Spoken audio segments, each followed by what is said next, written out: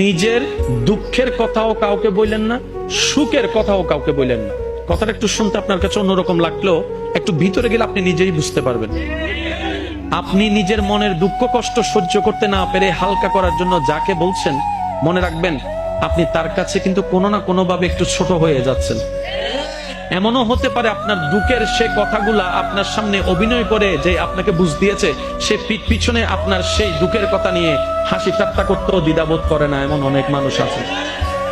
আপনি যাকে দুঃখের কথা বলে মনকে হালকা করার চেষ্টা করছেন, আপনার দুঃখের কথার সে দুঃখটা সে বুঝবে না, কারণ তার সাথে তো সেটা ঘটেনি। সেজন্য আপনাকে 3 মাস 4 মাস 3 বছর পরও হয়তো আঙ্গুল তুলে দেখাই দিতে পারে, সেই কথাটার কথা দিয়ে খোঁটা দিতে পারে। কথা বলেন ঠিক কিনা? দুঃখের কথাও মানুষকে বলে শান্তি নেই। এবার আপনি বলবেন ভাইয়া সুখের কথা কেন বলবো না? আমি বলি কি ভাই, দুঃখের কথা শোনালে যেরকম মানুষ দাম দেয় না, সুখের কথা শোনালে মানুষ বদনজর লাগাইয়া সেটাও নষ্ট করে দেয়।